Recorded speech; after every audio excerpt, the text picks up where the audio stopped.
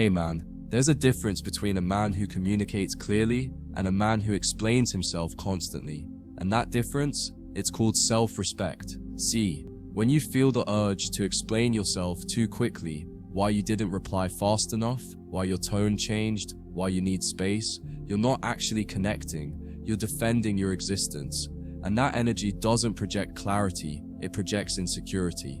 A man who knows who he is doesn't need to offer disclaimers for every breath he takes. He simply moves, and those who respect him adjust. Those who don't, he lets them go without noise. Rushing to explain yourself sends the message that you're afraid of being misunderstood. And here's the truth, most men miss. If you live your life fearing how others perceive your silence, your tone, your actions, you're not leading your life, you're reacting to it. And women especially pick up on this energy fast. When you over-explain, you shift from masculine stillness to emotional fragility. And instead of being the mountain she can lean on, you become the wave that crashes under her gaze. That's not how respect is built, that's how it fades. Think about the kind of men you respect. The leaders, the icons, the grounded ones who say few words but speak volumes. Do you ever hear them justifying their every move? Explaining why they said no, apologizing for choosing solitude over chaos? No, because those men move with internal certainty. Their silence says more than most people's paragraphs, and their stillness in the face of misunderstanding, that's their power. When you rush to explain, you strip yourself of that energy. You show that her comfort matters more than your truth. Now don't get this twisted. This isn't about being cold, distant, or avoidant. It's about being unavailable for emotional scrambling. You can be clear, you can be honest. But when someone doesn't immediately understand you, that's their responsibility to reflect, not your responsibility to convince. When you hold back from explaining, you're not being passive, you're giving her the opportunity to rise into emotional maturity. And the women who are truly worth your time, they don't need a full backstory for every moment of silence. They respect your peace without needing subtitles.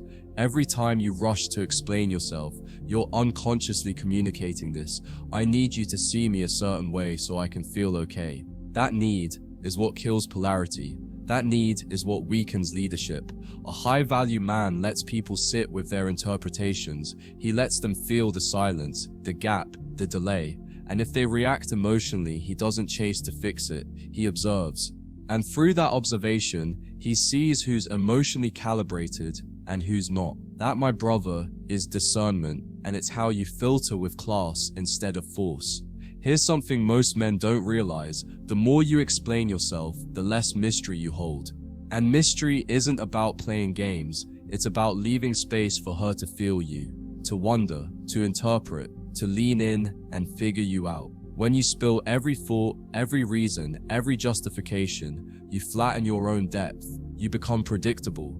And predictable men rarely hold long-term attraction. But the man who speaks only when necessary, who lets his actions stand without an emotional appendix, he becomes a presence that lingers in her mind. You also have to understand that not everyone is owed an explanation. Just because she's upset doesn't mean you owe her clarity in that moment. Just because someone doesn't understand your boundary doesn't mean you have to justify it. The urge to explain is rooted in fear, the fear of being misjudged, the fear of being left, the fear of being labeled cold. But when you stand in your decision, in your tone, in your silence, you let the other person confront their own reactions, and that space, that's where their growth begins. Rushing to explain yourself also takes away your power to observe. When you respond too fast, especially in emotionally charged moments, you miss the opportunity to see what the other person really feels without your influence. Your silence becomes a mirror. It shows them their own emotional pattern. And if they respect you, they'll come back with clarity. If they don't, they'll spiral. Either way, you win. Because now you're no longer managing emotions. You're watching behavior and leading with intention. You have to start seeing your energy as a fortress, not a marketplace. Your presence isn't up for public negotiation. And every explanation is an invitation for someone to debate your truth. When you delay that instinct, when you choose to hold your frame instead of softening it with justification, you begin to embody something deeper, unapologetic masculine presence, the kind that doesn't chase agreement but commands alignment. And alignment doesn't come from convincing, it comes from consistency under pressure. When you stop rushing to explain yourself, you force people to confront your truth without the emotional padding. And most won't like it, not because your truth is wrong, but because it doesn't come with a soft landing. But here's the thing, your boundaries, your silence, your decisions aren't designed to make others comfortable, they're designed to keep you aligned. And the sooner you embrace that, the sooner you'll start living from strength instead of strategy. A woman doesn't need a man who bends his values to soften her discomfort. She needs a man who remains calm even when she doesn't understand him right away. The urge to explain usually comes from past pain, from the childhood belief that if we just say it right, they won't leave. If we just explain hard enough, they won't get mad. But you're not a boy anymore, you're a man. And men don't beg to be understood, they lead with presence. They allow space for misunderstanding without losing their center, because they know this clarity is a gift you offer when it makes sense, not a currency you spend out of insecurity. And when you internalize that, every relationship in your life starts to transform.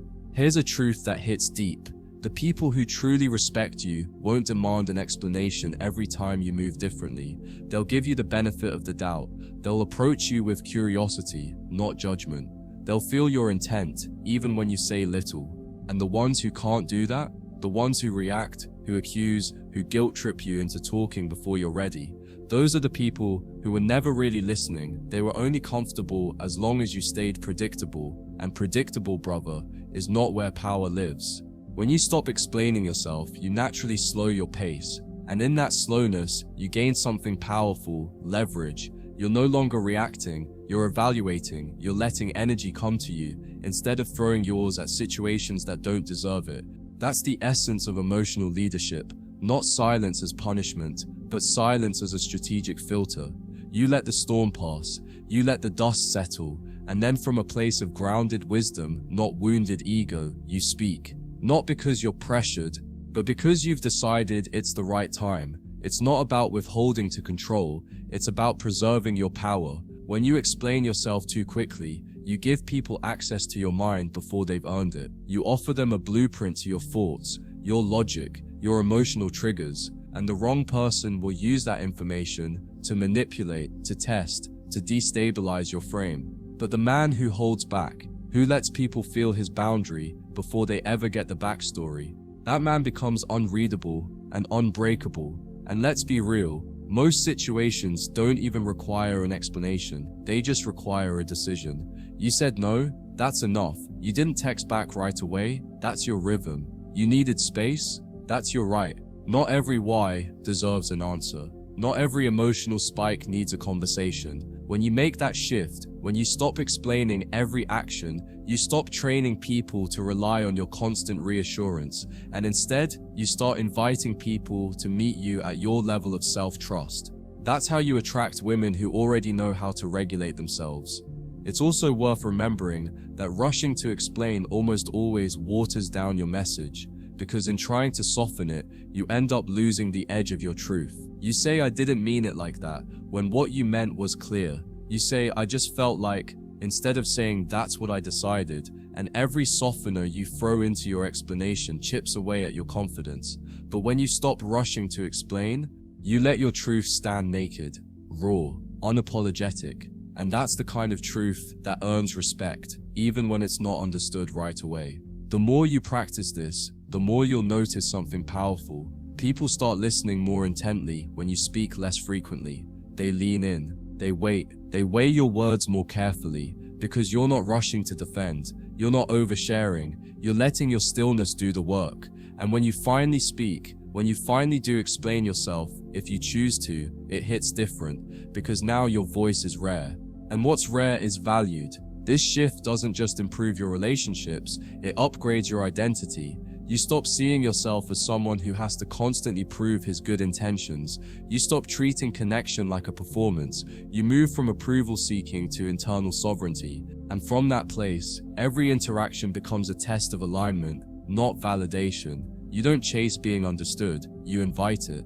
and that invitation is only extended to those who've shown they're ready to receive you fully. So remember this, man, you are not here to explain your way into respect. You are here to embody the kind of man who makes his presence clear without needing to justify it. The more you rush to explain, the more power you give away. But when you slow down, when you lead with calm, when you let people feel your truth before you ever speak it, you become unforgettable. Because in a world full of noise, you become the silence that speaks louder than words ever could.